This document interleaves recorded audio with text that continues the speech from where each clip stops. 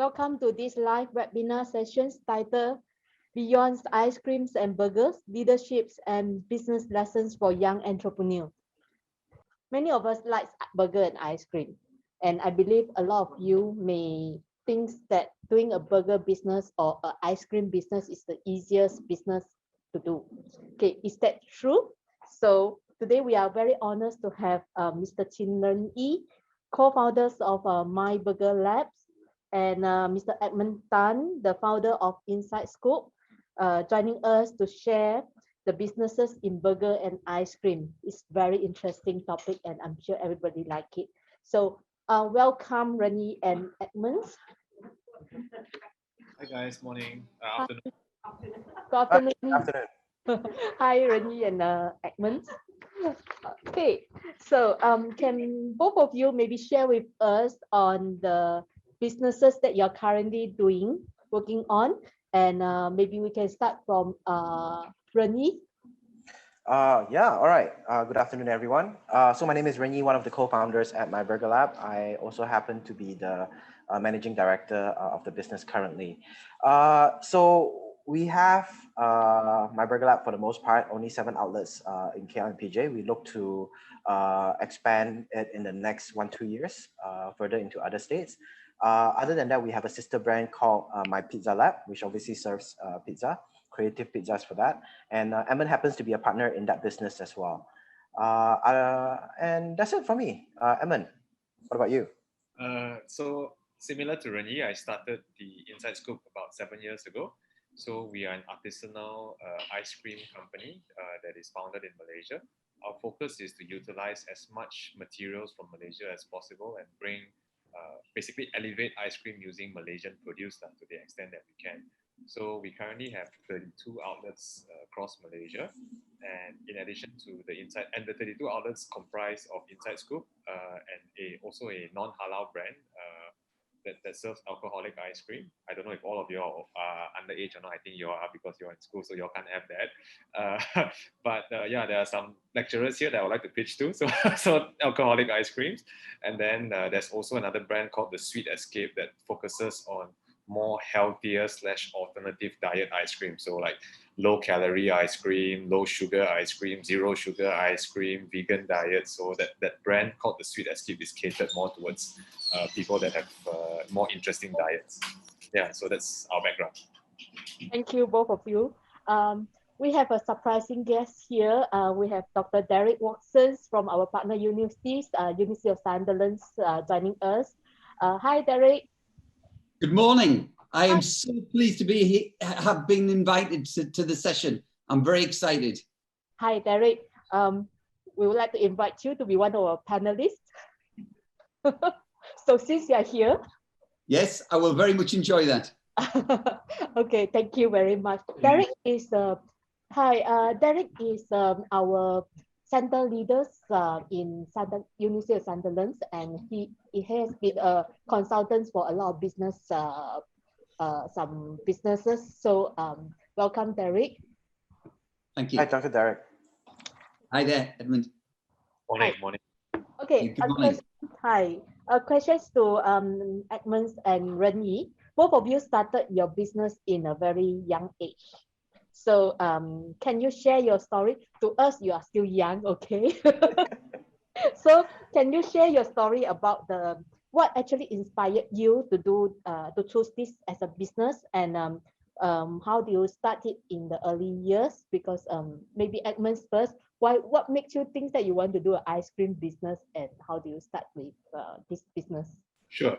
So prior to working at Inside Scoop or starting out Inside Scoop, I was working in the bank for about 10 years, covering regional markets out of Singapore. So I was based in Singapore, and then I had a chance to cover Indonesia, Thailand, Malaysia, and then I went over to the US to do a bit of banking work as well before going back to Singapore to work on capital markets. So basically, I was helping companies go public, i.e. list on the stock exchange. So that was my last job as a banker. I always knew prior to starting Inside Scoop, I always knew I was going to do something on my own. I just don't know what, and I don't know when. And during my working life, it was always planned around it. I was a bit more financially conservative, making sure I saved up enough that my salary could actually cover my future expenses if inside scoop or whatever that I do didn't work out. So the planning was already there. So the time came when we spotted a gap in the Malaysian market. So I knew we were going to do something. And then we spotted a gap in the Malaysian market where the premium ice cream category, like the more premium ones, right? They were largely served by the foreign brands. And then we decided, okay, that's quite interesting. Can we utilize some of the amazing stuff that we have here and create an artisanal ice cream brand? And that's how Inside Scoop was started.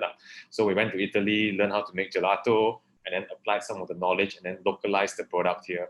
So our focus when we first started was to utilize durian lah, cempedak lah, teh tarik, kopi peng, the more local flavors and people can relate to. Milo, Milo ice cream, just so that it addresses that premium category while still making really good like chocolate ice cream and all that stuff.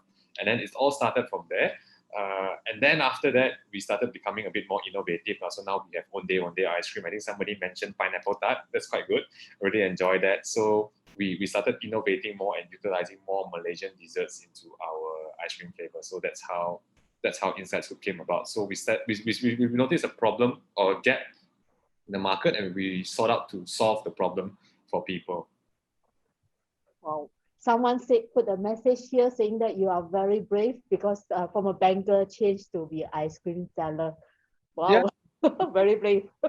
Really a big gap. It was definitely a big gap. I mean, just to share with everyone here, even today, just to give a bit of perspective, the remuneration that I get as a banker still exceeds what we make today at Inside Scoop. Our combined household income is lower than what we used to do before. So it's definitely a big sacrifice, but actually the journey is more fun and it's more interesting. So it's quite a different experience altogether. Someone suggests a nasi lemak flavor. Maybe you can venture into it. Okay, thanks, Edmund. And how about Ren Yi? So my story is a little bit different from Edmund. I am what is considered to be a university dropout. I failed to find my own pace, I guess, when in uni. So I was in Australia, in University of New South Wales, Sydney, for about a year and a half studying mechanical engineering. And I don't know why, I was just not interested, and I dropped out and I got kicked out of Australia, actually. I was banned from entering Australia because when you screw up your student visa, it's considered a violation of the visa, and you technically get banned for 10 years. You can actually appeal, but point is I got banned from entering Australia for 10 years. And then after that, I came back to Malaysia, and I worked in different environments, from a small marketing company to restaurants to cafes to even what do you call it, at one point a garage, just to fix cars and whatnot. And that was my story, just trying to figure out life. So for the most part of my early 20s, I was what is considered a disappointment to the family. So Asian family, right? So at one point I decided, okay, time to stop mucking around. Let's get back into the studies. So I decided to continue my pursuit in engineering degree. So I went to University of Nottingham in Broga, Malaysian campus, to finish up my degree. But something interesting happened during that period. I did complete my degree in the end, but as a student, I actually signed up for this program called Work and Travel USA. I'm not too sure if you guys are familiar with that. And if you are, I would suggest if the opportunity arises again when this whole COVID thing is over, sign up for that program. So basically what it does is you go to US to work for 3 months, and then you take the money that you earn and you travel around the States. So I did that for two summers. And what I realized was that I really love serving people. So when I went to the States, I actually worked as a waiter, or they call it a server over there. And I realized I really love serving people. But I didn't know at the time that that was something that I wanted to do. But that independence and that freedom also made me realize that I didn't want to be working for somebody else. So after the summer spent in the States, I came back, I finished up my degree, and I made up my mind that I didn't want to pursue my engineering career. So I tried different things. I actually started a online company that sold discount vouchers, a little bit like Groupon in the early days. I also had a company that sold T-shirts that catered specifically to one group of sports, which is Ultimate Frisbee. I'm sure some of you here plays Ultimate. If you do, please have a shout out. I'd like to see who else still plays Ultimate. But the point here is that those two experiences, while they weren't business successes, it taught me, small business, like little business fundamentals. So, and when I ventured into my third business, which is F&B, and that decision to go into F&B wasn't an easy one, because I've been brought up, by a family that believes that, hospitality work or F&B work is for the least educated. When you can't do science, when you can't do business, you go into F&B. But something was nagging inside me. Something told me that, hey, this is something that I was good at. This is something that I think I could excel in. And I took a chance and I took a risk, and I rallied up two of my friends, Changming and Wiket, to come into the business together with me to start a small burger joint. And this is in 2012. By that time, I was already 30 years old, and I just freshly graduated out of uni with a engineering degree, but never practiced. So what I can say is that, the timing was right. We really had a passion for food, and also a passion for serving people.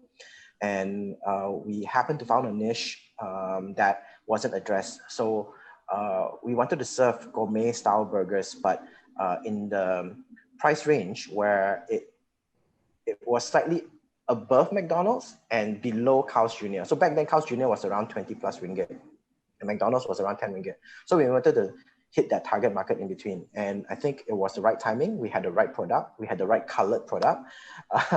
And I guess the rest is history. So I'll keep it at that for now for the introduction. Thanks, Ren. Just wonder, Ren, are your co-founders also graduates from engineering degree? So the three of us founders, two of us are mechanical engineers. I met, two of us are mechanical engineers, and the other one is in the finance. He studied finance. Wow. Yeah. Very good match, right? Someone look at the finance issue for you. Exactly. And if I may add on, one thing that made BurgerLab a success in the early days is the fact that the three of us had skill sets that complemented each other. I believe in the session where Shopee was doing their sharing in the end, finding partners. So for me, what worked in the beginning was the fact that we had Changming, who was a hand and leg guy, meaning that anything that needs to be done, he gets it done. No question asked. He's a doer. And then we have Wiket, who is the brain of the business, very good business mind. He had that natural business acumen. And then finally, myself, I like to put myself in the department of heart, H-E-A-R-T. So I took care of people. I took care of building the brand and the culture. So that worked really well for us as a business in the beginning. Wow.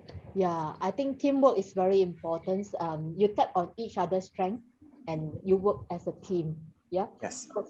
This is why we also believe course disciplines in the college, because we believe that our students, they should be able to go across the other disciplines and to learn some different area so that they can venture into different businesses in future. So Derek, do you have anything to share on this?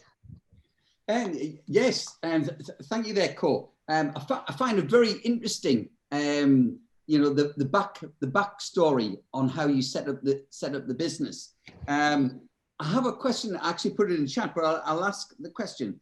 What advice could you offer SEGi students in becoming an entrepreneur rather than going to work in a corporate or a business, a 9 to 5, working for someone else? What advice could you give those students? Can I go first, Edmund? Sure, go. Honestly, having gone through what I've gone through myself and having seen the entrepreneur that Edmund is. Him and I are good friends and good partners, business partners as well. In fact, we share the same office. My advice is before you become an entrepreneur, it actually does help to go out there and work for others. A lot of the things that we got right in the beginning was either because we were very lucky or we did things accidentally right and we kind of rolled with it and we understood how to replicate it. But a few years into the business, the 4 or 5 years, right now my business is about 9 years old, but when the business was hitting its 4th and 5th year mark, we really struggled. We really struggled with scaling the business up. And till this day, I'm honestly still struggling. But I can see that Edmund, having the experiences that he had working out there, was able to basically, I would say, take those examples and turn them into valuable experiences that he can use right now. I don't know, Emma, do you agree with that? That's what I see, based on my experience. I wish that I went out there and worked a couple of years before I started the business. I think the earlier part of my career, you get exposed to a bit more life skills that you may be a bit too young, 21, 22, you may be a bit too young. You may not have the emotional maturity to be an entrepreneur. It may be the case, but people nowadays, of course, they grow up a lot quicker than our era, right? During our era, people starting businesses at 21 years old, it's not as common as what it is today. The barrier to entry is a lot higher. But just echoing what Ren Yi said, my working experience did provide me a bit more insight and more practical applications of the challenges in the real world. And then I was able to apply it. But what I did see in Ren Yi, because he literally sits beside me in the office, right, is that a support system and a mentor would be great as well if you are looking to embark on your own to be an entrepreneur, just like what Derek mentioned. Someone that you can rely on, that may or may not be your business partner, that you can just bounce ideas off, talk to. It could be someone, your peer group. It could be a mentor that you can approach as and when you have problems, but not necessarily your investor or your partner. That support system would be quite important, just so that you have someone to bounce off, someone to talk to. That is very good, especially someone with more experience. Yeah. Yes, I also think that networking is always very important. You get more friends, you may get more support. So if you just you go out to work and then you learn something what's happening in the industry, also may be good for you before you start a business. So what do you think, Derek? Yes, thank you for bringing me in again. I would like to ask Rennie and also Edmund, how do you deal with failure with running a business? How do you deal with it? Now, there are highs and lows. And this is important, I feel, because quite often students, if they fail so they don't get the grade in a paper that they wanted to get, they can be demoralized and that can actually work against them. So how do you guys work with business failure? Okay, Edmund, have you failed before? I think there is 2 parts to failure, right? The first thing is the act itself, the circumstances that actually cause that failure, i.e. that particular instance. So that the act of failure, and then the second part is the psychological impact of failure. So I break up failure in 2 very distinct ways. So the first issue on like the exact event, like I'm gonna say the F word, sorry. Harden up and just go and get it sorted, right? Like immediately. Like I'm a fan of management philosophy. So basically, do whatever you need to address, you address it first. So addressing that particular event is required. Then the second bit is actually the learning bit of how can you do it better and the mindset behind how it caused that. I think that is where we sort of fail, especially more so for Asians compared to like Europe, US, and even certain parts of Asia. But in Malaysia, I find that failure is taken very very deeply. That means when I fail at something, no matter how big or how small, it feels like the world is gone tomorrow. So that ability to accept different degrees of failure is quite important. So how do we address? How do I personally address failure? This is going back to Dr. Derek's question. Number 1, first things first. Address the issue at hand. Make sure that you have enough to move on and solve the problem immediately, so that a failure doesn't become a catastrophe. The second bit is do detailed post-mortem and do detailed analysis on what you can actually learn from it. And the better one that I actually truly like, and that's why I have a lot of friends, is that help someone else in their failure. If you help someone else in their failure, you're actually getting a free lesson. Yes, it's a bit more work on your part, having to go and chat, having to go and solve all this, but someone else is giving you the lesson for free. So I actually look at the failure or addressing failure that particular, and hopefully along the way as you help someone else, oh, okay, I better make sure I don't make the same mistake as well. I think that learning process is quite interesting for me. And I think that's the biggest thing that I got running my own business. Compared to working in a nice office in a bank, I think that's you're not actually set up for failure. In investment banking, you fail, you basically lose your job, and you get investigated by, I don't know, SEC or whatever that is, right? So that's the fun bit when it comes to running my own business. Yes. How about Ren Yi? So first thing first, after hearing what Edmund said, I guess you have to thank me for all the lessons that you have learned. He has helped me a lot in my business for sure. Now, I think for me, I would share this bit here on the personal side and on the business side. I think those are two very different perspectives. I'll start with the business side first. I think on the business side, failure is, you will realize that no one runs a business perfectly. Every decision you make, there is a chance, there's a risk that it might not be the right decision, and there will be times where it will cost you money and even people. So in time, actually in the first few months of running the business, we realized that very quickly, and we adapted to that, whereby we don't see failures in the business as a do or die kind of scenario. It is a, hey, lesson learned. How do we make sure we avoid this going forward? So I won't go too deep into that because Edmund has already shared that. But Renyi's biggest failure was when he first started, he didn't have enough burgers to sell. That was his failure. That was a good problem to have. I remember queuing up for like 2 hours for his burger. Like, black bun, really 2 hours?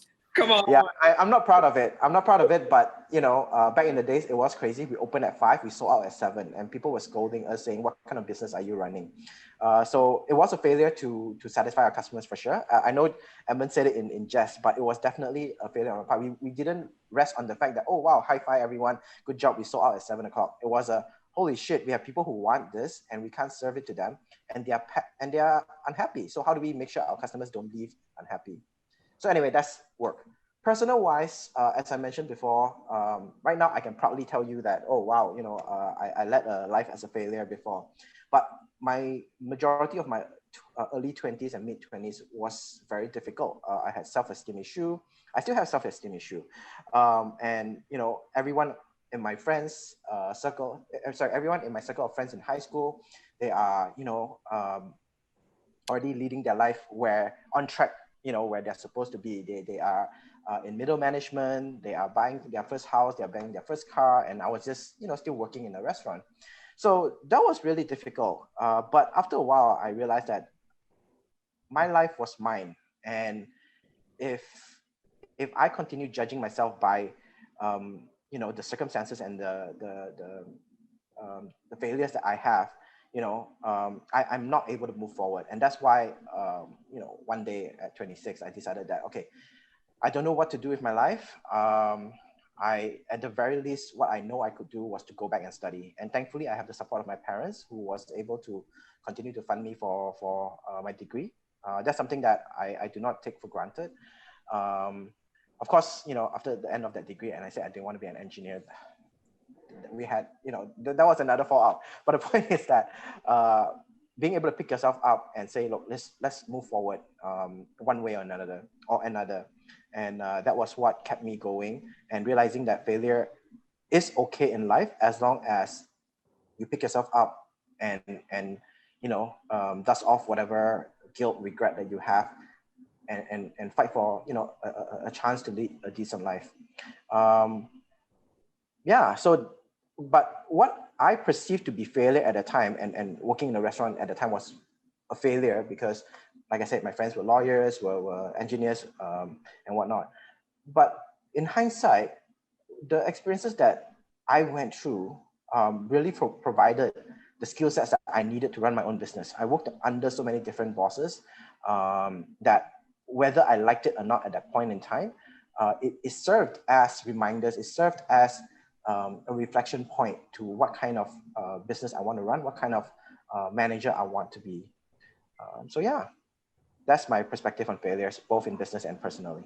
Yeah, but too often, like failure is defined, right? Like it's actually not really a failure. You're just taking your time to a certain extent. Or some people just take a bit of different time. Some people take a different journey. But it's easy for us to say that now. You know, when you're going through it, you're like, oh my God, you know, my friends are here. I'm stuck here. And again, I work with a lot of young people, and a lot of them are going through that same mentality. And no matter what advice I give them, they do feel the same as I did then. But I think everyone has to go through that phase, and you know, where we can, as elders, right, or people that have gone through the period, to try to give the best advice we can, to say, hey, look, what you're going through is normal. I'm here to help. I'm here to listen if you need to, and don't fret. You know, this is normal. Not everyone knows what they want to do in their life by the time they are 19 or 20. It's absurd. Exactly. Just putting it out there. I mean, that definition of failure sometimes becomes ingrained in us because especially in the Asian context or like the Malaysian context specifically, like success is becoming a doctor lah, becoming an accountant lah, like sitting in a nice office somewhere. And very often it's not actually just that destination, and I don't think we appreciate the journey as much. And that was one of the insights that I got when I left a bank and then started doing things on my own. Because the nice story that I like to share with everybody is when I left my job in Singapore to come back here, the first reaction that I got is "Du xiao ah," like literally, like are you mad? Are you mad? And then people thought that, you know, going to an inverted comma failure job, i.e. F&B lah, or serving customers lah, why are you doing that? It's not actually a failure. It's just all relative on how you put things in perspective and how you think about it. And that's more and more important because the world doesn't need 6 billion bankers and lawyers and doctors, right? Everybody has their role to play. Yes, I think sometimes, most of the times, actually failures give us an opportunity to improve and to do even better. So treat it as an opportunity for us to learn a lesson. I think don't afraid of failures. Nobody is perfect. And when we face the problems, we have to face it instead of hide from it or avoid it. What do you think, Derek? Yeah, I think the students are in a perfect environment to learn from their mistakes in the educational setting within that. And I think, you know, I take on board exactly what Edmund and Rennie is saying. It's how you approach failure and how you learn from it. And like what you said, Ko, you know, we're not machines, we're human. We make mistakes, but I think the key issue, trying not to make the same mistake. And I think we do this by having a good mentor, as Edmund mentioned, and also Rennie. I just want to, Ko, could I just squeeze in one extra question? Yeah. Yeah. This goes to both Edmund and Rennie. Running, you know, being entrepreneurs is demanding, but very exciting. And, you know, you're masters of your own destiny. How do you guys manage your work-life balance? I'm making ice cream on a Saturday. This is my production. Renyi is sitting in his R&D lab. Work-life balance? Yeah, there's work and there's no life. We've got bad news for you guys. Just kidding. But that's something that you love it, right? For sure. I think the entrepreneurial journey, I mean, there are a lot of gurus out there that is trying to teach you how to be an entrepreneur, and they promise that lavish lifestyle in a very short amount of time.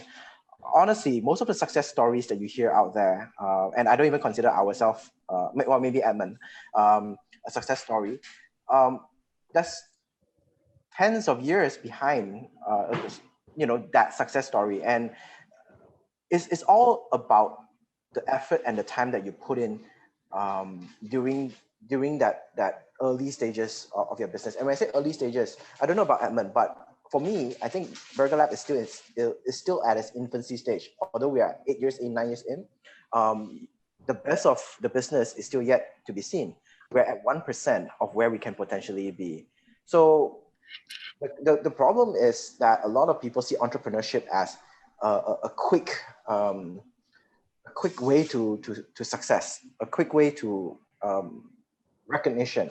It's not. I mean, we are sitting here today because we've been a lucky few. A lot of the entrepreneurs that I know, and they are good entrepreneurs, but they are struggling, right? Not to say that we aren't, but what I'm trying to say is we are made examples to be set to be, look, when I was in college, I'm always a student at the back and I leave the moment I can. I'm a bad student, but for me to be sitting in front of you guys right now and sharing my experience is unthinkable, 10 years ago. But what I'm trying to say is that the entrepreneurial journey is a long one. And you can do the 5 days a week style. You can do the 7 days a week style like me and Edmund does. And again, it's what you want to put in. The work-life balance, as long as you're happy, who's to say that you don't have a work-life balance, right? Who, again, by the same, this reminded me of the question before, right? What is failure, right? Who's to define that? So it's all defined by us. As long as the people that we love, that we live with are okay with what we do, the amount of work that we put in, no one else is to judge, what is a successful work-life balance. Maybe I'm just making excuses for poor work-life balance, but I'm happy where I am. In fact, for those that are familiar with the concept of ikigai, the Japanese concept of ikigai. So basically, you do something that you love, you make money from it, you're good at it, and the world needs it, right? I actually think that I've reached a certain level of ikigai. And yeah, I'm happy. So although, my friends and family would say that I am a bit of a workaholic and that I am working on Saturdays and Sundays. And I know Edmund does that on occasion as well. And he has 2 kids. I have no kids, right? But we're happy doing what we do. So, yeah. So, Edmund, Cool. yes. Cool. Hi, yeah. This is an amazing forum because what the students are getting, they would never learn it from a textbook. So I'm going to take this model back to the University of Sunderland and hopefully the recording of today to show our students and fellow academics. Sure, we will send you a recorded video. Maybe you can invite Ren Yi and Edmund for guest speakers for your Sunderland students in UK. I will certainly do that. And in return, I would like to try their ice cream and burgers when I come out in November. Please do, come over. So Edmund, do you have a work-life balance? The children trying your ice cream? Yeah, so a bit of the good thing about being an entrepreneur or like running our own business is that I do have flexible time. The time that I have is less, but I can manage it on my own. So that means, for example, I usually like working mornings. I start my day pretty early, and then I take a break between 3 and like 7 p.m. and then I start again between 7:30 to like 9 or 10, and then I shut off after that. And on certain days when I feel like it, I'll go cycling in the morning before everyone gets up, and then I'll be in the office by 10 o'clock. So I do have that bit of flexibility to manage my own work-life balance.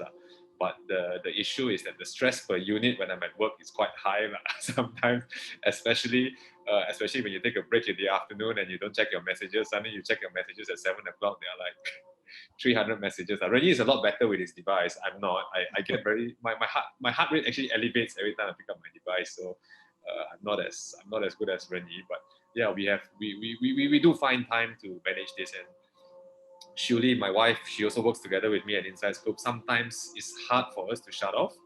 Renyi is a bit better because his girlfriend doesn't work with him. But like Shuli and I, sometimes the temptation. Like this morning, we were having breakfast. We were having chi chong fan on the dining table. We were talking about, how much we have to spend on like extensions and all that things. It's like, at 9 o'clock in the morning. But well, I think work-life balance, it depends how do you define it. Because doing something that you like, you may think is a balance. And this something that you like is related to your job doesn't mean you don't have a work-life balance. Actually, I don't know. I think it is how you define happy. Same things to work-life balance. So I have a question here. Both of you are in a more premium range. Your pricing is relatively high compared to other normal burger or normal ice cream. How do you differentiate yourself? What makes you think that this price can sell? And especially you just started your business and you are very brave to price your product in this range. So how do you make yourself different than others? And how do you convince your customers to buy the ice cream or burger? Maybe Edmund? Sure. So this one for me, I'll give you the very simplistic answer. Hopefully we'll evolve the answer, we'll evolve the discussion a bit further. But for us at the start, it was about premium ingredients, using premium ingredients and then making the ice cream by hand. So the product was a lot more artisanal. It was gelato based.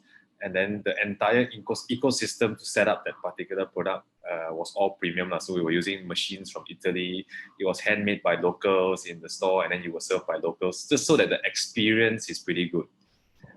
So we're not using like really cheap labor or really cheap ingredients. So everything that you taste from ours is like cream from France, pistachio from Sicily, and all that thing. So the mouthfeel and the product gives you that joy. And then when you have a good product, and then you couple it with a good in-store experience, hopefully, when you join it together, you can price a premium product.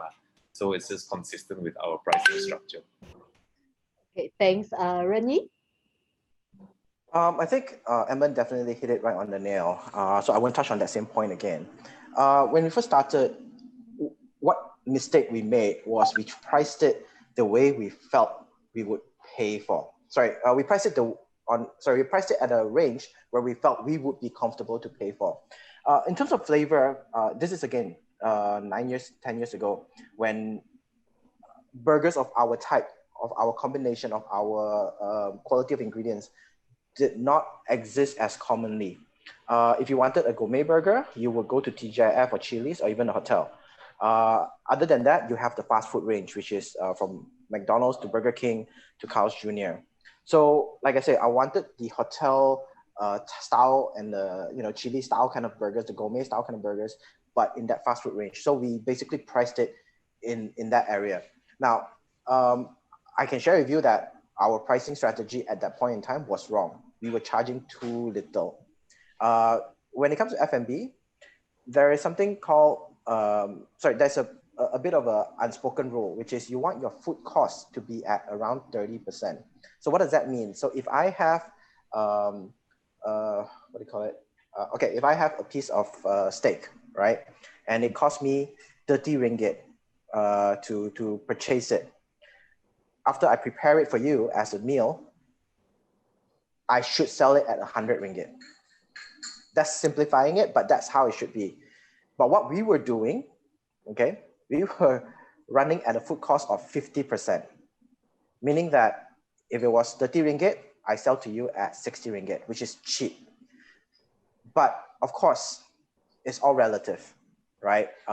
Compared to a McDonald's, confirm we're expensive. But compared to a hotel or a Chili's or TGIF experience, we're cheaper. So that's how we came to the conclusion of where we wanted to price ourselves in the early days. But of course, over the duration of the last 9 years, we had to adjust our pricing accordingly, because we realized that while we had queues outside the door, we were selling out every night. We weren't making money. And that's the bad business model to be. And yeah, we adjusted ourselves. Right now, our food cost is around 35 to 40%, still not ideal. But again, the quality of product, the quality of service should always speak for itself, just as Edmund highlighted. So I think there's a comment here saying that the quality of your products are very good. So well done, both of you. You have managed to convince people your quality is there. So selling at this price is okay to them. If I may add on a little bit. So after that initial stage, then the next stage of convincing people that the price is okay is branding. Everything else is branding. Yes. Because people can pay absurd amount of money for things that actually cost very little when they feel that the value that it brings to their personal life or lifestyle is high. So branding is the next thing. Value of utility when it comes to branding is quite high. So branding increases your value of utility. Well said. Yes. Yeah, agree. How, Derek? Yes, I've got a question. There's a big pressure in the UK on businesses being environmentally friendly. The government has just passed a bill whereby to purchase a carrier bag in a store is increased from 10p to 20p. My question is, what is your business doing with regards to becoming more environmentally friendly with regards to production, waste processing, with regards to that, environmentally friendly? You want me to go first? Yeah. Yes, Edmund. I think prior to COVID, we were in the process of trying to reduce our plastic consumption. We were definitely on track, so we replaced all plastic bags with the nice carry bags. I'm not sure if you all saw it before. It's we replaced all plastic bags with like sort of bags that you can buy and we give out. So that was quite nice. We were experimenting with wooden spoons instead of plastic spoons. We were using recyclable cups to the extent that we can. COVID sort of killed that overnight. The plastic consumption sort of went up again very quickly, and it sort of got held back. So I think from a reduction standpoint, I would like to restart that again because it's quite close. It's quite close to everybody's heart. But unfortunately, given the circumstances now, we have to use, like, because of the amount of takeaways that we have, and the amount of takeaways that the amount of the people's adversity towards using non-single use products is definitely there. People don't want to share anymore. Obviously, it's not the right thing to do. So that was one of the considerations. But on the production standpoint, at least, we managed to get some good traction. We managed to purchase a lot more things in bulk now. Everything is in bigger formats, so we don't use as much plastic when it comes to packaging from suppliers to us. So that's the first thing that we're in the process of cutting down, at least on the production backend. Ren Yi? It's a great question. And I think that we never really thought about this until the recent years. Because when you're expanding your business, your focus is just about, profit and cents and logistic. For those that don't know, F&B actually, the amount of wastage that F&B create just to put food on the table, especially for chains like ours, is immense. The amount of plastic we use is immense. It's something that sits at the back of my head, every time we expand the business. I'll give you an example. For example, when we make sauce, so let's say we have this really amazing ketchup that we make in our centralized kitchen. The way it's transported is that it is vacuum sealed in individual plastic bags. There's no other, at this point in time, I don't know if there's any other solution. There's no other solution that allows for us to transfer these little bags of plastic to the store. Of course, you can say, hey, why don't you just buy ketchup from name brands like Heinz, right? But how do we differentiate ourselves if we buy brands that anyone else can, or sources that anyone else can have access to? So we come to the conclusion that we have to make our own, but this comes at an expense. So one of the things that we have changed, or we're trying to change in the coming months, is we are actually taking some of those legacy issues and saying, hey, why don't we make that sauce in the store? It becomes fresher, we use less plastic, and it's, logistically, it's actually better for logistically, it actually produces less carbon footprint because there's less process to get the same result at the end of the day.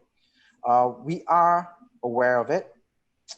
It is a huge challenge for sure, and the solutions are not always available. So if we want to maintain in a position of being an industry leader, we have to make those changes so that there are more industry players that hop on board this idea and follow through with it in order for that to be economics of scale. So if everyone demands for paper bag and less plastic bag, it would drive the price down. Right now, I'm proud to say that almost 90% of BurgerLab's takeaway packaging are paper-based, although there can be argument that paper-based products are actually worse than for the environment. But there's no way to win this. If you want to have good food, go to the restaurant and dine in. That's the best way to reduce wastage. But we do live in a COVID world right now, and delivery is encouraged. So we try to do the best that we can for the environment. We are conscious of it, but it's not always a scenario where just because we want to change, we can change it immediately. It takes time, it takes R&D, it takes a lot of effort. But thanks for the question, Dr. Derek. That leads into a possible another question, which I was going to ask earlier. The food industry, the food and drink industry in the UK is, being decimated because of COVID, and many businesses have gone out of business very quickly. How did you guys keep going, and what was the takeaway, to use a pun, takeaway from the COVID experience? I'll leave Ricky to answer this. He's the master in it, given that he navigated MCO 1.0 amazingly well. Right. Okay, Rennie, over to you. Okay, so Emma gives me too much credit. To be honest, while I'll speak on his behalf first, since he tried to put me. Since a lot of his businesses at malls were definitely affected in MCO 1.0, I think they pivoted very well in moving towards their business to selling in pints of ice cream, and the biggest one that I never saw it coming. I mean, I kind of saw it coming, but I never knew that they could do it so well, which is selling ice cream cakes. For every single occasion that you can think of, Mother's Day, Teacher's Day, whatever day there is, there is ice cream cake for it. Cake for all occasions. Yeah, cake for all occasions. And it's perfect. And he can charge like 10 times the cost because it's a cake. Right. So that's genius. Thank you. So my strategy was a little bit different. I mean, we sell burgers. There's only so much creativity that we can do, over that period. But what I can say we were thankful for is, for the last 9 years, BurgerLab's social presence, our brand as a community, as a part of the community, has been very strong, because we always call out injustices. We always point out things that we feel the community can do better. So a part of the communication of our social media has not always been about, hey, buy my burgers, buy my burgers, buy my burgers. It's always, hey, have you thought about doing this for charity, or have you thought about going green, that kind of stuff. So it's always a part of our messaging. So when it came to MCO 1.0, it was very easy for us to continue that messaging. In fact, we are one of the first few businesses, I dare say, before the lockdown in March.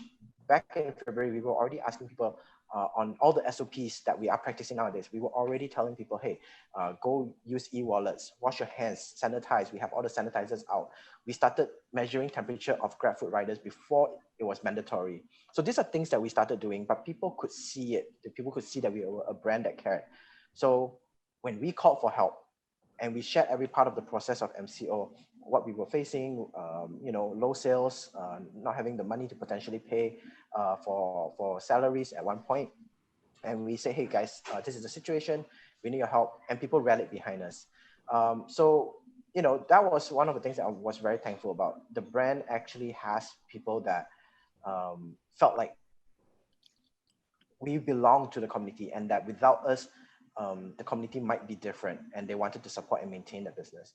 Of course, there were other creative things that we did, like organizing Animal Crossing competition, where people would build their own burger lab in Animal Crossing, and we reward them for it. So we had up to 40 online burger labs on Animal Crossing. We did a lot of collaborations with different restaurants and cafes. Right now, there are, I think, up to 10 different restaurants that serve BurgerLab burgers. And they are not the burgers that you will find in BurgerLab, but they are special creation specifically for those restaurants. And all of this effort is to make sure that we are top of mind. Because what happened during this COVID period was that a lot of businesses transitioned into onto the digital front. Meaning that there was so much more competition. Every Facebook feed and Instagram feed that you go through, you will find businesses trying to sell you something. And we needed a space beyond social media. And that was where all these collaborations, all these other efforts came in. So yeah, that's simplifying the whole process. But the idea is be top of mind. You want to be constantly mentioned. You want to be constantly talked about. And those were the things that we did. And I think on Burger Lab side, you guys did I still think that you guys did an amazing job being front of mind, in front of people, whether it is, and the most amazing thing is most of it is not paid media. A lot of it is just a genuine feel, a genuine voice by whether it's Ren Yi or the rest of his team. So Dr. Derek, it's just about being front of mind. Yes, there are businesses that had it tough, but there are also businesses that manage that, like us, that we're very lucky to we managed to pull through without losing our the shirts on our back. Yes, we may lose a bit of money, or we make less money than before, but we are just hoping to navigate the storm and be there when this ends. But being front of mind is definitely one of the strategies that we are lucky to be in. Whether it's, I don't think it's just during the COVID period. All this was all goodwill that was generated prior to COVID period, and the COVID period we just managed to leverage on some of the things that we built in the past. Yeah. Sure. Following on from that, Edmund, and I guess Rennie as well, keeping in tune with your consumers' expectations, or how do you capture your consumer feedback, or how will they enjoy the ice cream or burgers, or how do you make sure that you're heavily in tune with knowing what your consumers are thinking with regards to your products? Talking to customers. At the end of the day, it's talking to customers. What we still do, and I'm sure Renee is the same, is I still go on the floor sometimes and I still talk to customers and how they feel, and be very, very close to at the end of the day, it's the end user of the product. Being close to them and making sure that you continue to solve their problems. As a business owner or whatnot, I always encourage people, always ask me, hey, what should I do if I want to start a business? Make sure you continue to solve people's problems. And in order to solve people's problems, you need to know what those problems are. So being close to the product, being close to the staff, being close to the customer, and having a good snapshot of it, I think will give you a very good bearing of what customer problems are, and also what the level of satisfaction is with your product. Yeah. Thank you. Rennie? I don't do as much talking to the customers as much as Emma give me credit for sure. But one of the things that, again, this is not a COVID only kind of situation. For the longest time, BurgerLab has been very transparent in our social media, on our social media channels, and it has developed a long sense of trust to the brand. So people know that if they are unhappy, they know they can feedback to us or complain to us, and that we would actually do something about it. A lot of the brands have a bad reputation for, oh, what's the point of me messaging them if they are not going to reply anyway? And that's a very common thing here in Malaysia. So being able to ensure when customers have a bad experience, they know they can tell us and that we would do something about it, whether it's a refund, whether it's a refire of a burger, whatever it is, it's fixing the problem. That is what makes it works for us. So on top of that, we have our own app where customers can purchase our products, and we would be able to track their purchase and actually send a message out to them within 12 hours to ask how their experience was. And if the feedback is not on the positive side, our personal PR team would actually call them up and find out what's wrong and what we can do better. At the end of the day, why customers reach out to us is because they want to be heard too. They're not here to ask for freebies or ask for or be a Karen. Majority of people are not like that. People just want to be heard and they want their problem solved, as Edmund mentioned. And if they have a bad experience, the problem is with us, and we can fix it just by listening to them and offering something in return. So that has worked very well for us. I've got to ask one quick question. I keep saying this one quick question.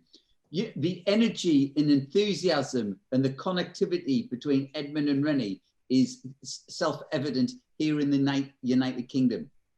However, like all relationships, you have difficult times. How do you guys manage conflict or disagreement between yourselves as key stakeholders within the business? I'll go first. He is very lucky. He's very lucky that he has one hell of a very cute kid. So whenever I'm pissed at him, he just holds Elliot in front of me. I'll be like, oh, I forgive you. I'll have to try that one. But in all honesty, I think Edmund is a very easy person to work with. And as long as you present the facts Edmund is a very fact-driven guy. So as long as you present the facts to him and there's no agenda behind it. So far, in fact, I don't think we've had any bad, argument or conflict. So far, it's been great. So yeah, I think it's just a maturity, the level of maturity that we have achieved over the years. If given 9 years back, it might be a different story, right? But we are comfortable where we are. We have achieved a certain level of success in our own individual businesses.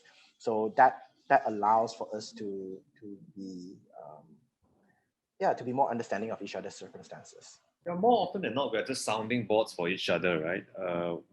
Our business interests cross a bit, but it's not in such a material way where huge conflicts are unsolvable. A lot of it is just very different point of views, and I always look at it as that's great. It's just a different point of view. At the end of the day, who is best placed to make that decision? Everybody has said their piece. The best placed person to make that decision is still the one that should make the decision. And when that decision is made, we should all rally around it, regardless of what our point of views are before. Thank you. Okay, Derek. I was just going to say something to Rennie. In the working at the University of Sunderland, I do a lot of consultancy with businesses in the UK and overseas. And Rennie, I take solace for what, the story that you told us about, how you started off in your 20s, trying to find your groove in life within that, whilst a lot of your friends, school friends had moved on, buying houses, cars, and, stereotypical careers. I was going to say in banking, but I'll move away from that.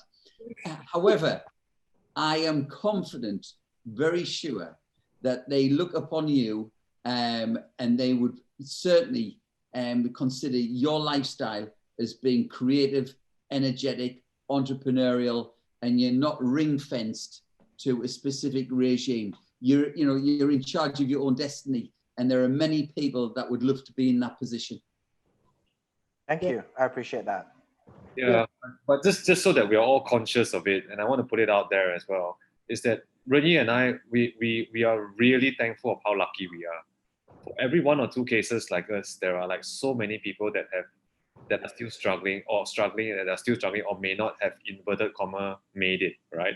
And I don't see it as a big failure. I see it just as a journey. So that's a very important bit that it's important to highlight, especially given the social pressures nowadays, where the people starting out businesses are a lot younger. Success is defined a lot more narrowly than it was before. Not so much on work-life balance. It's about how well you look on the gram, or like how much money you make, and all that things. It's very important to highlight that it's still a journey. So because Dr. Derek, like what you said, mentioned to Ren Yi, now at any point in time now we'll swap for Ren Yi's seat. Yes, that is true. If I was sitting in the bank today, but I didn't see that bit behind him. That 10 years that it takes to get him there. That inverted comma failure is actually what made him where he is today. So don't just take the good without the bad. I think that's quite important to highlight to a lot of students, because we do work with a lot of young kids or young people, and sometimes the social pressures facing them, the social pressures that they are faced with is actually inflicted because of this sort of point of views. Yeah, totally agree with that, Edmund. Yes, totally agree with that. Yes, Edmund and Ren Yi actually has, I think, inspired quite a lot of our participants here. Some of them even looking into working with them, and I'm sure both of them will be a very good mentor. So for those some of them put here that they will start full-time jobs after STPM, and some says that after pre-U. Okay, well, as a head of faculty, I encourage more educations. Still need to go for higher educations. Well, you can maintain your full-time jobs and study. So SEGi has a specific schedules for those full-time staff. So call us, we will advise you further. So last questions from me to Edmund and Ren Yi.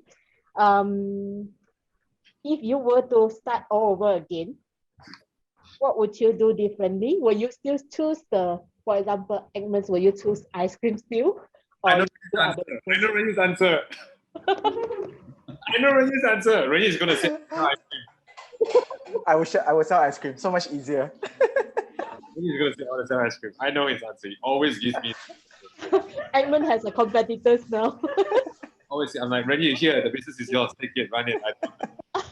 So Edmund will do a burger business, is it? Oh, please come. Yeah. I mean, in all seriousness, Emma, if you don't mind, I go first. But yeah. It depends on whether you're saying, do I do the same thing again, like in this current time or 9 years ago? Two very different answers. If I have the knowledge I have today, 9 years ago, I believe that I would still do exactly as I did. The only difference that I would make, are obviously the mistakes that I know today, but that is not a fair assessment, right? But I'm very thankful for the journey that I have because, as mentioned before, all the mistakes that we made, all the hardship that we have to go through, it was necessary for us to be who we are today. The leader that I am today, whether good or bad, hopefully good, is not the same person I was I'm not the same person I was 9 years ago. I was actually a pretty horrible, I wouldn't say I was a bad boss, but I was a horrible shift lead, meaning that when I was in the kitchen, I was a Gordon Ramsay. I made people cry by yelling at them, but that was in the first year. After that, I kind of corrected myself. And I don't do that anymore. It's been almost 8 years since that has happened. But the point here is that we all grow. And I think these kind of questions are fun to ask, but honestly, if not for what we have gone through, we wouldn't be where we are sitting today. So I would change nothing. Long story short. Thank you. Edmund, you will still insist on the ice cream business? Yeah, for me, it's we've come to a point where we are quite at ease with ourselves. Could we be, inverted comma, more successful and grow a bit faster and do other stuff? Yes, we could have. Could it have been a lot worse? But we are where we are today because of the choices that we made. And given the information that I have then and now, I think I would still have embarked on this journey. Although it's not to say there are times where my ex-colleagues rock up in a fancy ass car or a nice house, like you don't feel a bit like, oh, maybe I shouldn't have left banking, or I shouldn't have left fund management, or I shouldn't have left private equity. But yeah, it's a nice journey. Hey, Ed, that's comparing a billionaire to a millionaire. You're still in a very good place, okay? I'm not a millionaire yet. Nice. So so that's still I mean, I would say crossed my mind, but it's just like sometimes you just sit down there and fantasize, oh, what if I was still in banking in Singapore, Hong Kong, or New York. So yeah. Thank you. Derek, do you have any question before we move on to the question and answer sessions from the participants? I guess one last question would be, if you could sum up a message to SEGi students about using the time at SEGi college and university, using their time wisely, what advice could you give them to become that entrepreneur? To put them on that route forward? For me? Yeah, go ahead, Edmund. Yeah, Edmund. Do random stuff, like expand your horizons. If you're a business student, go into a science class, speak to science people, read more, like really just open horizons, right? Just be curious all the time. That is something that I wish I would have done earlier, just to see what's out there. If you're a finance student, doesn't mean you can't walk into an engineering class and just sit and have a look and speak to some engineers. If you want to join some random engineer club, or I don't know, so many things that I would have done randomly to see what sticks. Right? Especially in today's day and age where, or at least how I feel is that in today's day and age where you don't need a lot of depth in knowledge unless you're in a very technical job. You need to have a very wide breadth and experience to be able to problem solve, know enough to be dangerous. I think it's important that you have a more rounded perspective. At least that's my opinion. No, it's exactly what I tell my students in the UK, and also when I come out when I visit SEGi. Rennie. Mine is exactly as Edmund put it, but I would add if it wasn't for COVID, I would say if you can, at least travel out there. I know not a lot of people have the opportunity to do so, and much less in this current situation. But when times are good again, go out there, see the world. That has helped me a lot when I did my work and travel. But apart from that, one other thing that I would suggest is, if you can, start a small business. Start a small business, anything, sell something, right? And I believe Shopee provides a very good platform to do so. You'll be surprised at what you discover about yourself and your partners. So it doesn't have to be a business that makes millions of dollars. A few hundred ringgit, a few thousand ringgit is still something, but it's not the money. It's what you discover about that journey and yourself that makes that difference. Yeah, the experience that you gain and the self-discovery. Because at this juncture, a lot of you guys will realize, 10 years down the road, is that somebody that is successful today in their 20s may not be the same person 10 years from now. So expanding your horizons and playing the long game is more important than the short-term nature of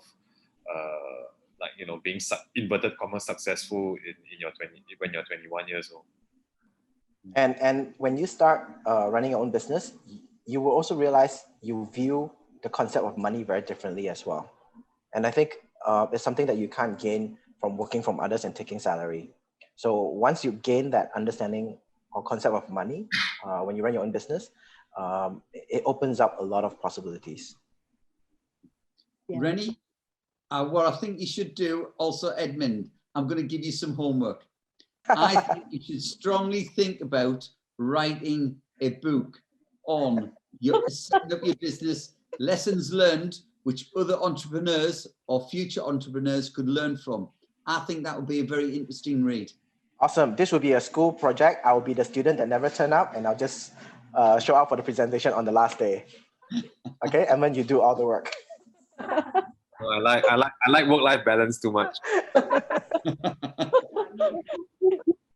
Okay, so thank you, Rennie, Edmund, and Derek, for your sharing. I believe all of us actually have benefited a lot from these sessions. So let's move on to the question and answer sessions. We have a lot of questions here. So let's start from Edmund's. Questions for Edmund here is, Inside Scoop's ice creams has a lot of special flavor. Is there a story behind each flavor? My grandma loved your snow skins ice creams, mooncake. Haha. So, Edmund? Thanks for that. Story behind each flavor, not really. But basically, most of the flavors that we have today, it's just an interpretation. It's just our interpretation of an existing dessert or an existing sweet that we really enjoy, and we craft it into an ice cream and use the different ice creams to craft it together to give you the same feeling as a pineapple. So we had one comment before. I don't know if it's nice or not, but Inside Scoop, you should stop making cheap products expensive, because he was saying that in response to our teh tarik, how you make a one. At that point in time, teh tarik was 120. How do you make teh tarik 120 to 8 ringgit? Good job, guys. I'm like, that's not the real intention, right? That's not the real intention. But yeah, it's a lot of just inspirational stories around it that, inspiration from other desserts that we interpret into ice cream. So snow skin mooncake, thank you so much. I hope your grandma continues to enjoy it. It is very hard to make because all the mooncakes that we make, everything is made and molded by hand. Guys work in a 16-degree room. They are manually printing it one by one and then putting it into a -40 freezer. It's really tough work. Rennie did it for 1 year for, I think, one night, right? Was it one night? One night, not 1 year, please. He did 1 year, 1 night, and I think he had a bit of insight to how difficult it was. Yes, thanks, Edmund. Okay, we have students online now. Dev Raj, Dev Raj is online now. Maybe can you switch on your video? Yes. Hi. Hello. Hi. Okay, you have a question for our guest here? Yes, for Mr. Edmund. Okay. For one flavor, usually how much do you spend for like the research to get one flavor? To research to get for one flavor, anywhere from it's a one-hit wonder through to like I still couldn't get it right after 10 tries. So it's just a matter of being persistent. But of course, our hit rate now is a bit higher given the experience that we have. But yeah, anywhere from one scoop through to like 10 scoops. And when we taste the ice cream, you have to taste half a scoop as well to make sure that how it develops in the mouth and everything. So anywhere from half a scoop to like eating 10 scoops of ice cream that I don't like, and then yeah, still working on it. Oh, okay. Thank you. Thanks, Dev. If you be an ice cream taster, let me know. Okay, thanks, Dev. And there is another question here. Okay, I'm a SEGi student. Will Inside Scoops or myBurgerLabs collaborate? So two of you, will you collaborate with each other? They are asking here. Yeah, we already do. I mean, in a business sense, we have started Pizza Lab together. In terms of opening a same shop together, we've done that at my town, where it's a concept store where you get both Burger Lab and Inside Scoop in the same shop. In terms of flavors, I mean, we've sold their fried chapati ice cream before. That's an event special. If that ever, is on the menu again, please do go and try it. That's really good. So yeah, we have been collaborating in different sense. We have not made a burger flavored ice cream, if that's what you mean. We have not made a ice cream burger because again, his ice cream is so expensive. It's very hard for me to sell a 20 ringgit roti ice cream. So we're not doing that collaboration. Burgers are so good. After eating burgers, I don't eat ice cream anymore. Okay. Okay, thanks, Edmund and Ren Yi. Okay, we have okay, there's a question here. This question actually is from a SEGi student, and I think there's another question asking maybe collaborate with SEGi too. Why not? Right? Okay. Yeah, definitely. I just want to answer that because I don't know if you guys know or not. And one of the things that Burger Lab does that we are very proud of is the fact that we don't just hire students to work with us and then they just flip burgers. We actually see ourselves as a place for students to develop and grow their soft skills and essential skills. There's actually a program. So if SEGi is interested to work with us to develop such a program, we're definitely all for it. Yeah, and I think that Inside Scoop, both our brands are very similar when it comes to the demographic that we hire. But we don't hire young people for the sake of hiring young people. We hire because we believe that we can change their life. That when they leave our businesses, they leave as better individuals, and that they are that little bit more ahead of their peers because they have what we call that social skill. So yeah. Yep. Yes, actually, we have also revised our syllabus. We are now bringing our students out of classroom to the industry. So definitely there will be a lot of opportunities to work together. So looking forward. Okay, we have another students online now. Zining is here. To Zining. Yes. Hi, Zining. Hi everyone, and Hi. my name is Chu Zining. I'm from Hinhua High School. Hi. Yeah. Okay, what's your question, Zining? Okay. My question is: in this pandemic, there are many companies that have gone out of the business, and many that have used this period to further develop their business. My question is: facing this competition, okay, how can you keep your business like very competitive and in this competitive age? And yeah, I want to know about the strategy you're about to entrepreneurs. Is there panel who can share with us? Just from our side, for us is that the landscape changes really quickly when it comes to business, right? I think the Inside Scope today looks a bit different, not a bit, quite different from what it was 7 or 8 years ago when we first started. When we first started, it was a bit more simplistic. It was a bit more enjoyable. We stand in front of a counter and then we just scoop ice cream and then we just give it to the customer. They're happy and then thank you very much. I think that was a lot simpler time. Now, as the business has continued to scale, a lot more layers need to be applied to it. So when it comes to like the ice cream experience, for example, not only do customers walk into the store, we need to make sure that customers can pick up from the store, which is easier than the last one, which is we make sure that customer gets delivered the product at this state. And if you think about how amazing this is, 4 years ago, or was it 3.5? Yeah, less than 4 years ago, 3.5 years ago. And I remember this very clearly because we were one of the first vendors to be on Uber Eats. And this was only a short span of 3.5 or 4 years ago.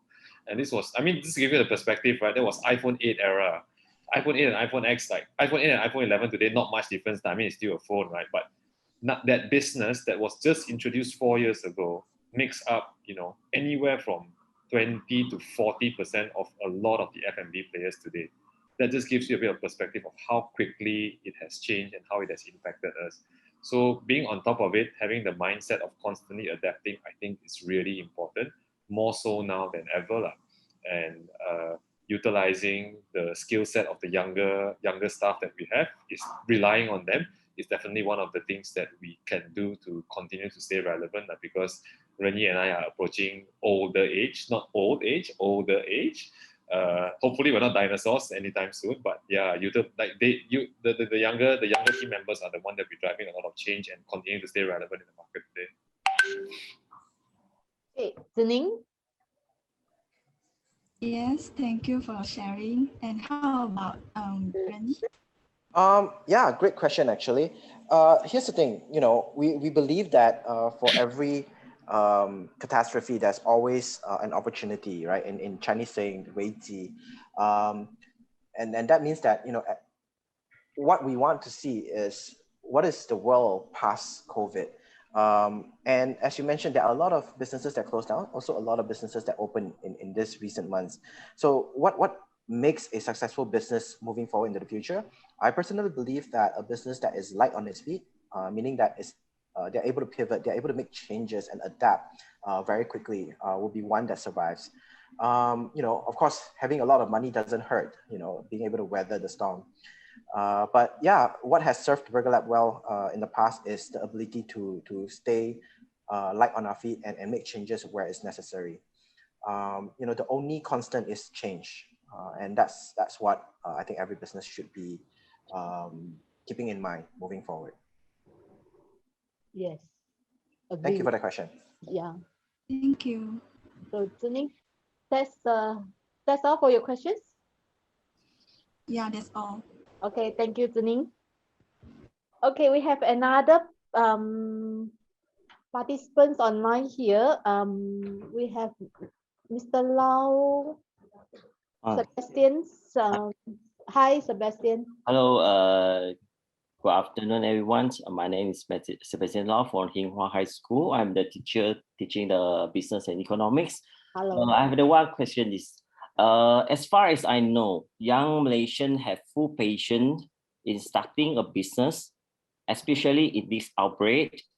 Why youngsters can't run out a sustainable or last-lasting business? What is the main cause? Is it related to the strategy or personal experience? Is there any panel who would like to give a try of the answer, and what kind of the condition do people who are late in running a business have? That's my question. Sorry, I just have to say something. Luckily, you say you're a teacher, because for a moment there, I thought you looked really old for a high school student. I'm older than the Edmund, actually. Oh, wow. But good. I always have deep respect for teachers. So I'll try to answer your question, but let me try to rephrase it just so that I get it. So you're saying that there are a lot of young people who start businesses, but there's also a very high failure rate. Why is that the reason? Is that your question? Yeah. Okay. I don't have an answer specifically for it, but if I may take a guess, I think it's usually the lack of experience, not having an understanding of what it takes to run a business. Because I think we have glamorized the idea of being an entrepreneur, of being a business person so much in this current age that people rush into it without thinking what are the responsibilities, what are the work that actually comes with it.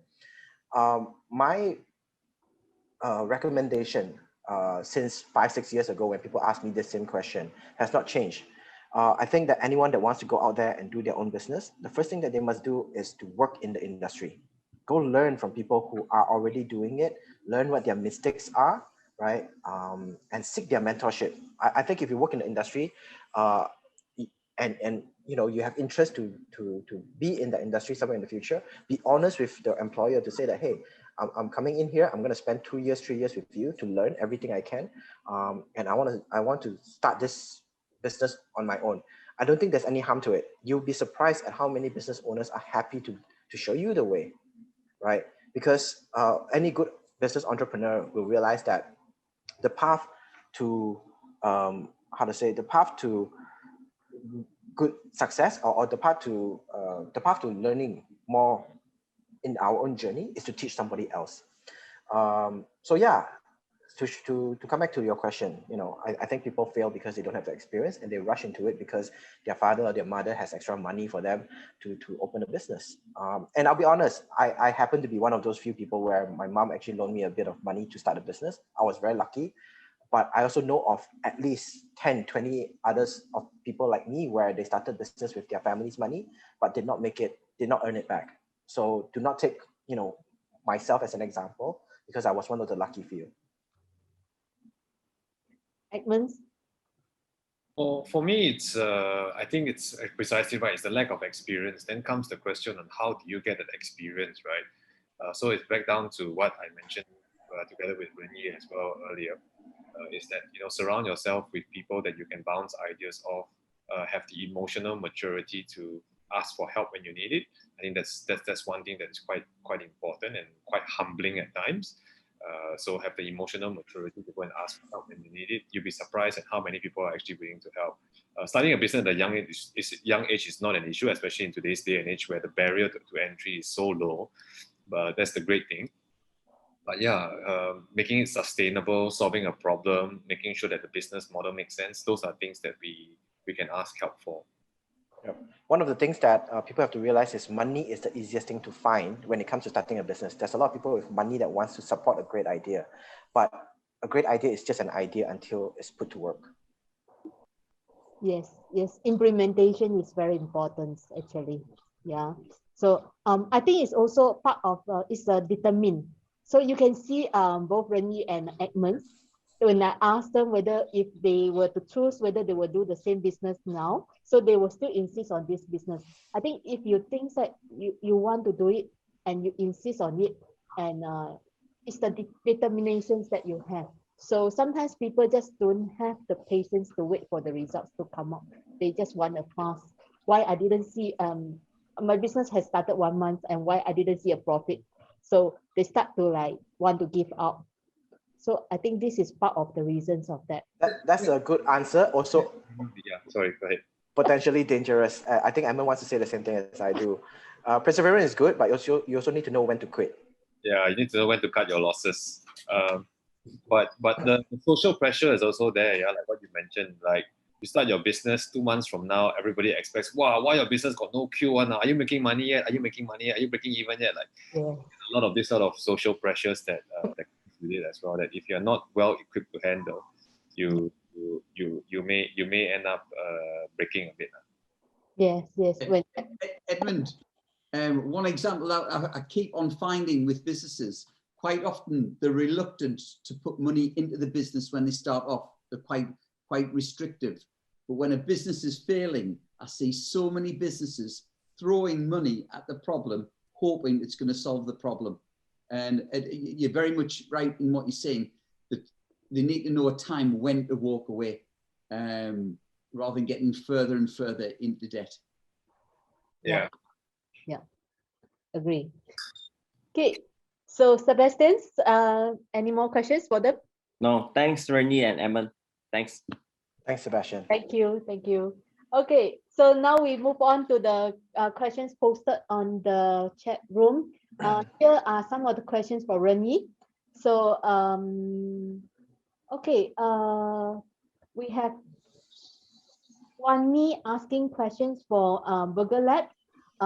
Some people say that doing business with close friends can hurt relationships. What do you think? What are the advantages and disadvantages of partnering with a friend in a business? Okay. I'll answer this honestly, and Edmund knows of this as well. Changming and Weekend and I are great friends entering the business. Not to say that we're not friends now, but the business definitely, the relationship definitely has suffered over the years. We definitely had times where we didn't see eye to eye. And I think we became, to some extent, less close. We are still friends, meaning that if they need help, whether it's monetary, whether there's a tire puncture, I'm there for them, no problem. And I believe that they will be there for me too. But when it comes to, operating a business together, especially in the early days, there's quite a bit of a strain that comes with it. Like I said, the relationship I have with Edmund is because both of us are we became friends much later in our business, and there's a sense of maturity in how we do things now. So I guess what I'm trying to share here is that that saying that don't go into business with your friends can be true at times. But if you look at Edmund, him and his friend Derek, who's his business partner, still maintain a very good relationship. It's not always true. So it really depends on whether you understand who you're going into business with. There is a risk. There is a risk that you will lose your friends. But there are times where we've seen people get married because of that as well. We've seen couples go into relationship, and then in the duration of their business, they get married, and so it's true and false. So really know who your friends are before you go into the business. Don't go into the business just because because you guys like to hang out in Mama together. There needs to be a deeper understanding of what each can bring to the table. So you almost don't know that until you start together, right? That is true. That is true. But I mean, I did actually work with Wicket on the t-shirt business before. So I kind of knew him. Changming and we didn't start a business together. We were friends like for at least 3-4 years before we even started the business. So I'm not saying friends that you make within a year are not good friends. I'm quite sure there are those that stand the test of time. But you're talking about spending thousands and hundreds of thousands of dollars going to business with someone that you might not entirely know. And that's a huge risk that you have to take. So quite interesting that you mentioned Derek, because Derek and I were not that good friends before we started Inside Scoop together. Oh. Believe it or not, like we were colleagues. Interesting. Derek sat the next row from me in the bank, like literally the next row. We knew each other, we talked, and then we had coffee and all that stuff, but we were not like hangout friends before that. Yeah. Are you still hangout friends now? No, we're actually more hangout friends now than before. Yeah. But, we are bouncing balls and we talk to each other. So we actually inverted comma hang out more than before. And like when I think if I were to put this in context, if I wasn't business partner with Derek, right? If I were to go back to Singapore for a visit, I'm unlikely to even call him. So you give a very good example to that statement doesn't hold true all the time, but there are risks. Yeah, there are definitely risks, and the emotional maturity is the tough one. And then when you start to couple everybody's emotional and political issues, like political when it comes to business, then you start to have a storm in a cup. Yes. Especially when you have different opinions and it has come to a compromise or to a point. Sometimes it's not easy. Yeah. Sometimes if you're lucky, you're in my position where they still trust me to run the business. We don't hang out as often, but the business goes on. Again, Aman and I have seen businesses where, they just don't see eye to eye. They try to sabotage one another and the business just fails because of that. Yes, correct. Okay, one more question here is, may I know how you guys come up with your company's name as Inside Scoop and myBurgerLab? Aman? Sure thing. That was the toughest thing when we first started. By far the hardest thing. Like, we could find money fairly easily. We could find the product very easily. The name just took like that was probably the only time where Shuli, me, and Derek had like very stressful discussions. Like Inside Scoop could have been called Daily Scoop, could have been called Scoop of Love, could have been called so many things, right? That was by far the toughest discussion that we had. But at the end of the day, it was consensus. There's no like one thing, it worked. But I don't know if BurgerLab had a different background to it. So we definitely had a list of our own of what to name the business. At one point, it almost ended up being Burger Nation, but we realized that at that time, being called BN is not the best choice in terms of abbreviation. So how we came about the name was because I wanted the word burger in the name because my mom insisted that, you know, if I just sell burgers, it'd be a very difficult business model to move forward with. He said, you only sell burgers. You should sell pasta, you should sell other things. But I believe in being niche in what we do. So I said, okay, if I put burger in there, I die have to sell burgers. And also I've had the experience of seeing other businesses where the first few months, they will start off as one concept, but 2 months later, they'll change to another concept. So because I was so adamant to say, look, I need to make this work, I only want to sell one type of product, I'll put the word burger there so that in 2 months' time, I won't have the itchy finger to decide to sell pasta because my business is not doing well. So it was die, I have to sell burger and make it work. So burger was in the word. The word lab is because, as I mentioned, you know, we are science students, engineering students, and the way we approach cooking was not in the form of culinary art, but in the form of culinary science. So with that, we decided, hey, we are experimental, we are learning how to cook. So let's call ourselves a lab. Let's have fun trying to understand the chemistry of cooking. And then of course the word my, a lot of people think it's because it's called Malaysia. It's not. A lot of people think it's because the boss wants to say that it's his burger lab. It's not either. There's a psychological reason to why the word my is there. We want everyone that says, hey, I went to eat at my burger lab today, or hey, I work at my burger lab today, have a sense of ownership, because when you say my, it is yours. And we take that, you know, to the extent where when we create a menu, when we roll out items, we take the feedback from both our customers, our team, is a part of that process. So myBurgerLab is not just mine, but everyone else's. That's how the name came to be, myBurgerLab. Okay, thank you, Edmund and Ren Yi. Last question here says that we can observe that there are getting more burger store around the street nowadays. Is this one of the challenge to the Burger Lab? Yes, competition is getting tougher nowadays because you know, F&B, number one, F&B is a business that everyone feels it has a lowest barrier of entry, and burgers among all F&B businesses would be next after cafe. And I don't blame them. It is an easy business to start. To run the business is a totally different ballgame. So you know what? Competition is good. Competition keeps us on our toes. You know, we are constantly aware of what are the new brands out there. But here's the thing: no matter how good Burger Lab is, right, we cannot fight McDonald's because of accessibility. So no matter how many of these burger joints pop up, as long as, you know, we are more accessible than them, we are one step ahead. As long as we have the foundation that we have built in terms of branding, in terms of brand culture, we're still one step ahead. So having a burger joint to me doesn't pose as a competition, not in the early stages. Maybe, you know, 2-3 years down the road, they might build it into a sustainable brand.